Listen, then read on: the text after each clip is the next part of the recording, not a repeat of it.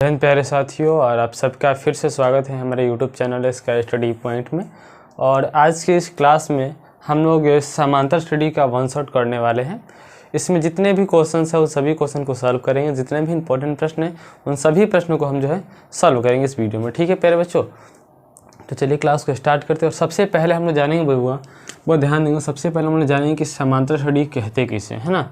ये बहुत आवश्यक है, ये बहुत काम की चीज़ है, क्योंकि कोई भी एपी दिया रहेगा तो पहले तो आपको जांचने आना चाहिए कि वो समांतर स्टडी में है या नहीं है। तो किस तरीके से जांचेंगे उसको देख लेंगे। ठीक है, वो ध्यान दीजिए। प्रश्न है कि देखिए यहाँ पर समांतर स्टडी किसे कहते हैं। ठीक है, देखिए जिसका सार्व अंतर यानी कि डी समान हो उसे समांतर स्टडी कहा जाता है। तो आप प्यारे बच्चों सवाल ये होता है कि सर सार्व अंतर का मतलब क्या होता है, डी का अर्थ क्या होता है, सार्व अंतर का अर्थ होता क्या है ना प्यारे बच्चों। तो ध्यान देंगे यहाँ पे सार्व अंतर का मतलब होता है, देखिए यहाँ पे चलिए सार्व अंतर, पंखा इधर कर लिया। सार्व अंतर का मतलब क्या होता है प्यारे बच्चों, ध्यान दीजिए। सार्व अंतर का मतलब होता है बीच की दूरी, दो अंकों की बीच की दूरी, है ना। जैसे कि यहाँ पे एग्जाम्पल के तौर पे हम लिए हुआ 2,4,6,8, ठीक है।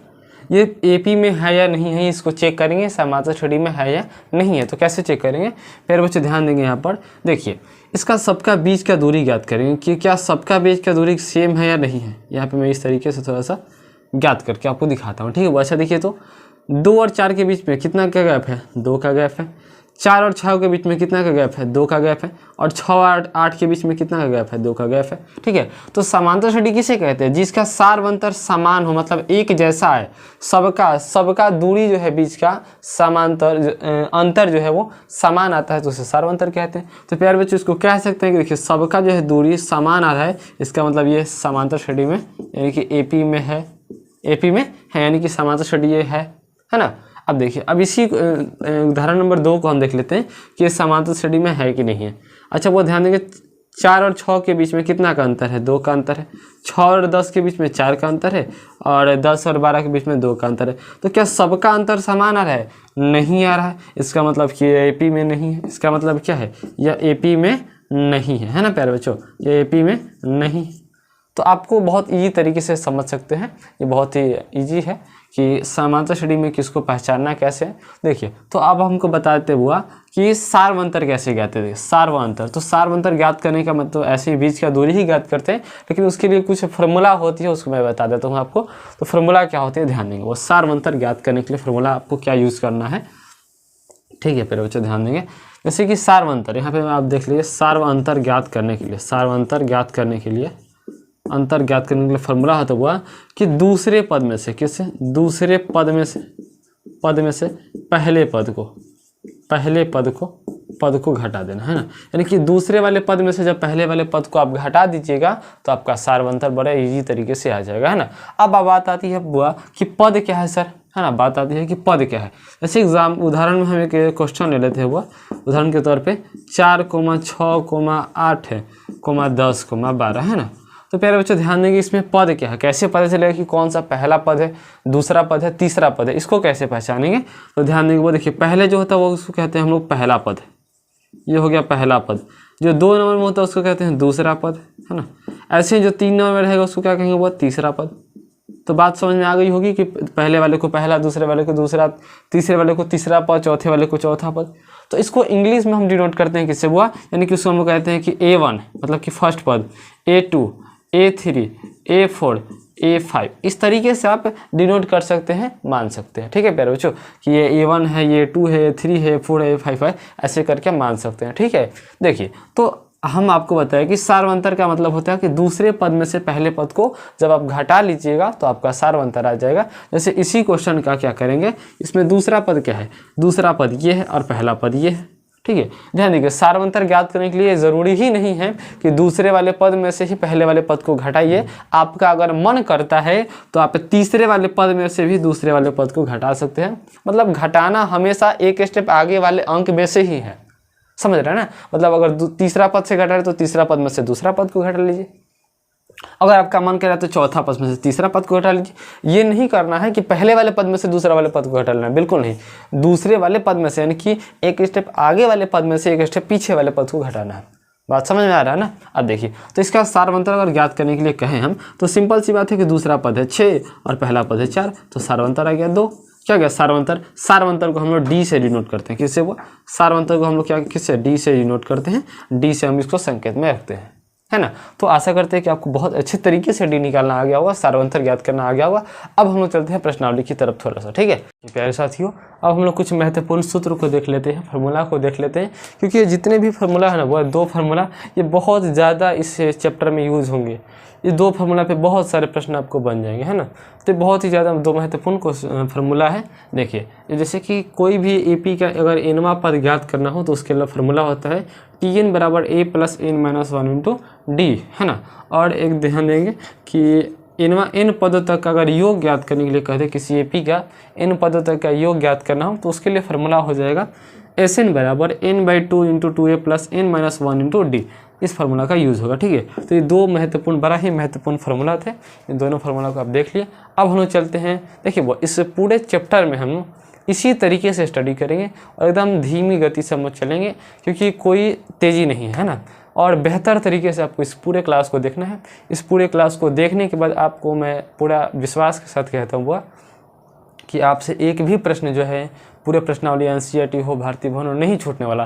क्योंकि मैं जो है ना टाइप कम से कम इसमें जो है टाइप कम से कम नहीं तो 7 या 8 टाइप में इस पूरे प्रश्न बताऊंगा कि 8 टाइप, शायद 8 या 9 टाइप होंगे इस पूरे चैप्टर में, ठीक है। जिस टाइप पे आपके बुक में क्वेश्चन दिया हो, एनसीईआरटी हो चाहे भारतीय भवन जो भी बुक हो, तो 7 या 8 टाइप है पूरे इस समाज स्टडी के चैप्टर में, ठीक है। तो उन सभी केवल हम टाइप को करेंगे, उस पर क्वेश्चन देंगे, उदाहरण देंगे। वीडियो के एंड तक बने रहिएगा, बहुत अच्छा लगने वाला है, बहुत मज़ा आने वाला है इस पूरे क्लास में, है ना।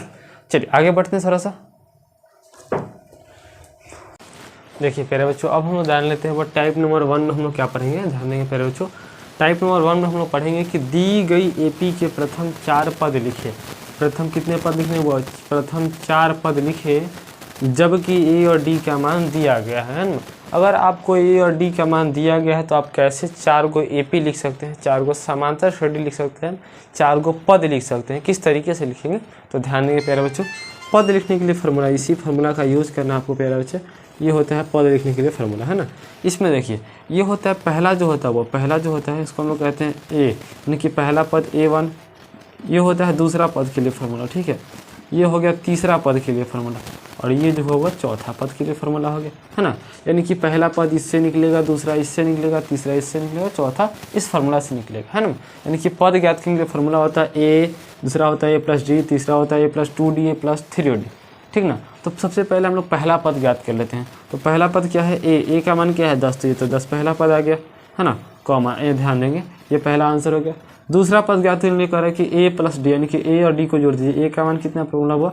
ए का मान है 10 और डी का मान भी 10 है, तो जुड़ जाएगा तो कितना होगा प्यारे बच्चों? हो जाएगा आपका 20। क्या होगा? 20 हो जाएगा, है ना। अब ध्यान देंगे तीसरा पद ज्ञात करने के लिए कह रहे हुआ कि ए का मान रखिए। ए का मान कितना है? 10 प्लस 2 है तो 2, गुना में डी का मान कितना है? 10, तो 10 दूनी 20 है, 20 है 10 कितना आ गया? 30 आ गया ना। तो आपका तीसरा पद 30 हो गया, है ना। चौथा पद कैसे ज्ञात होगा? ए, तो ए का मान है 10 प्लस 3 है तो 3, गुना का डी का मान कितना है? 10, 10 3 30 है, 30 है 10 कितना हो गया? 40, है ना। देखिए तो 4 गो पद ज्ञात हो गया, 4 गो पद जो है वो ज्ञात हो गया ना प्यारे बच्चों, ध्यान देंगे 4 गो पद ज्ञात हो गया ना। पहला पद, है ना, ये हो गया दूसरा पद, ये हो गया तीसरा पद, और ये हो गया प्यारे बच्चों चौथा पद, है ना। तो इस तरीके से 4 गो पद बहुत ईजी तरीके से, बशर्ते आपको इस फार्मूला को याद रखना होगा और ए का डी का मान अगर दिया गया हो तो आसानी पूर्वक आप जो है पहला पद, दूसरा पद, जितना भी पद का, आप जब मान लीजिए कि इसमें कहता है कि 5 गो पद निकालिए तो क्या होता? ए प्लस 3d, तो एक और बढ़ जाता, ए प्लस 4d हो जाता, है ना। ये फार्मूला हो जाता 5वां पद के लिए। यानी कि अब ध्यान देंगे यहाँ पर कुछ लॉजिक आपको मिल रहा है कि अगर हम दूसरा पद, देखिए यहाँ पे कौवा पद ज्ञात किए हैं तीसरा पद, तो a प्लस 2d, माने कि 3 में से घटा के लिखो, a प्लस 2d लिखो। अगर हम कहेंगे कि वो 9वां पद ज्ञात करने के लिए फार्मूला क्या होगा तो क्या कहिएगा? a प्लस 9 में से घटेगा तो 8d, सर ये फार्मूला हो जाएगा। अगर हम आपसे प्यारे बच्चे कहेंगे कि चौथा पद के लिए फार्मूला क्या होगा तो कहिए कि सर चौथा पद तो a प्लस 4 में से घटा दीजिए ना 3d, ये फार्मूला हो जाएगा। तो इस तरीके से फार्मूला बन जाता है, ये लॉजिक जो है ट्रिक बन जाता है, ठीक है, कि कोई भी पद, जो पद ज्ञात करना हो उसमें से घटा दीजिए और डी में उसमें रख दीजिए, बस आ जाएगा आंसर आपका। ठीक है, तो इस तरीके से आपको पद ज्ञात करना आ गया होगा। ठीक है, एक क्वेश्चन हम आपको दे देते हैं होमवर्क के रूप में, उसको आप बना लीजिएगा और कमेंट सेक्शन में आप जो है आंसर दे दीजिएगा। अगर पहला पद 4 हो और डी जो है आपका 6 हो, तो ऐसे ही आपको जो है कितने पद, आपको जो है 5 पद हमको ज्ञात करके बताना है कि 5वां पद आपका क्या है। जैसे हम पूछ देंगे इस प्रश्न में हुआ कि बताइए कि 4 को पद ज्ञात करें और चौथा पद क्या होगा बताए। तो सिंपल सा है कि 4 को पद ज्ञात किया, चौथा पद कितना आया 40, तो क्या कहिएगा सर, आंसर 40 हो गया। ठीक है, तो इस तरीके से भी आप आंसर बता सकते हैं ना, इस तरीके से भी आपको प्रश्न पूछा जाता है। ठीक, तो चलिए अब हम चलते हैं टाइप नंबर 2 पे। टाइप नंबर 1 में पूरा समझ में आ गया होगा आपको, टाइप नंबर 2 में प्यारे बच्चों टाइप नंबर 2 को देख लेते हैं। हम लोग टाइप नंबर 2 को देखेंगे। टाइप नंबर 2 में क्या है, देखिए प्रश्नावली टाइप नंबर 2 जो है प्रश्नावली 5.2 पे है, एनसीईआरटी के 5.2 पे आधारित है। ठीक है, तो देखिए हम जो है इस टाइप नंबर 2 में लिए हैं हुआ कि किसी भी एपी का इनवा पद कैसे ज्ञात होता है ना। तो चलिए स्टार्ट करते हैं और देखते हैं। इनवा पद ज्ञात करने के लिए पहले आपको आवश्यक क्या क्या चीज़ें हैं। पहले आपको ए का मान आना चाहिए। ए का मान क्या वो 10 है। इसके बाद आप लोग को डी निकालने आना चाहिए। डी निकाला आप सीखे होंगे कि दूसरे वाले पद में से, यानी दूसरा पद क्या है वह 7 है और पहला पद है 10, तो दूसरे वाले पद में से घटाएंगे तो छोटा में से बड़ा घटाएंगे तो -3। और कौवा पद ज्ञात करने के लिए कह रहा हुआ तो तीसरा पद ना, यानी कि इनका मान 30 हो जाएगा, है ना। आप ध्यान देंगे इनवा पद ज्ञात करने के लिए फार्मूला जो होता है वह मैं यहीं पे लिख देता हूँ। Tn बराबर होता है a प्लस का n-1 इंटू डी, यही ना फार्मूला होता है वह। तो ध्यान देंगे यहाँ पे हम फार्मूला लिख देते हैं Tn बराबर a plus n-1 into D, है ना। अब देखिए क्या करना है, Tn बराबर t कितना निकालें वो T13 निकालें। T13 इक्वल टू a का मान कितना है वह 10 है, तो 10 प्लस n का मान 30 है और माइनस का 1 इंटू डी का मान कितना है -3 है ना। तो ध्यान देंगे T30 बराबर 10 प्लस 30 में से 1 हो जाएगा, कितना बचेगा वह 29 गुना का माइनस में 3 है ना।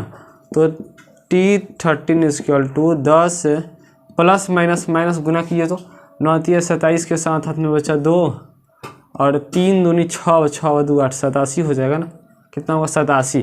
तो आपका हो जाएगा कि T13 इक्वल टू जब घटेगा तो माइनस कितना आएगा 77। कहीं कोई दिक्कत है तो यानी कि तीसरा पद ऐसे ही देखिए, पहला पद दूसरा पद तीसरा पद ऐसे ही डॉट करके जब तीसरा पद पे जाएंगे तो ये अंक आएगा, क्या आएगा -77 आएगा। क्या आएगा -77 आएगा। ठीक है प्यारे बच्चों, तो इस तरीके से आप किसी भी एपी का इनवा पद बिल्कुल आसानी पूर्वक ज्ञात कर सकते हैं।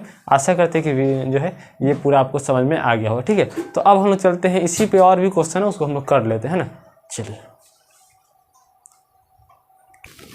देखिए प्यारे बच्चों ये प्रश्न संख्या 2 है, इसी टाइप के क्वेश्चन है। इसमें n का मान नहीं ज्ञात करना है, इसमें Tn का मान ज्ञात करना है। कैसे प्रश्न को समझेंगे।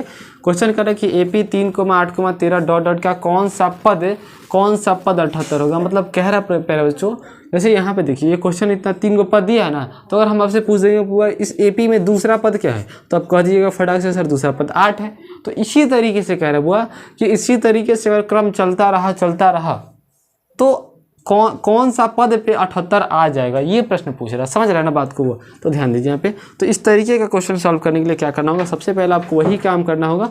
ए का मान क्या है प्यारे बच्चों, ए का मान है 3 और डी का मान कितना है हुआ, दूसरे वाले पद में से पहले वाले पद को घटा लीजिए ना, कितना आएगा 5 आ जाएगा। ठीक है, चलिए टेंशन को। अब देखिए इसके बाद Tn का मान कितना है प्यारे बच्चों, Tn का मान कितना है 78 है ना, 78, क्योंकि Tn का मान हमको ज्ञात करना, इतना चीज़ दिया हुआ है। ठीक है, इतना चीज़ दिया हुआ है। ठीक है, तो ध्यान देंगे यहाँ पे देखिए, तो फार्मूला होता है प्यारे बच्चों Tn बराबर a plus n-1 into D, यही ना फार्मूला होता है प्यारे बच्चों। तो Tn का मान 78 दिया हुआ है तो 78 लिख लेते हैं, कहीं कोई दिक्कत है नहीं ना। a का मान दिया है 3 प्लस का, n का मान नहीं पता है, d का मान दिया है 5 है ना। तो 78 ये प्लस में 3 है इधर आएगा तो माइनस में 3 बराबर 5 में n से गुना 5 है और -5 में 1 से गुना तो 5 हो जाएगा, है ना। तो ये घटेगा तो कितना होगा, ये हो जाएगा 75 बराबर 5n-5। तो यहाँ देखिए 75, ये प्लस में 5 है इधर आएगा, सॉरी माइनस में 5 है तो इधर आएगा तो प्लस में 5 और इधर बचेगा 5n, यही ना बचेगा।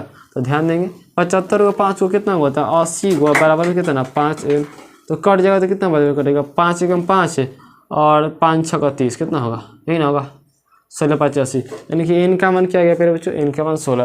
यानी कि ऐसे ही क्रम चलते आया तो 16वां पद पे कौन सा A16 पर, A16वें पद पर जो है उसका आंसर 78 रहेगा। ठीक है, तो n का मान क्या आएगा 16। इस तरीके से इस क्वेश्चन को सॉल्व कर सकते हैं। चलिए आप लोग आगे बढ़ जाते हैं। ठीक है।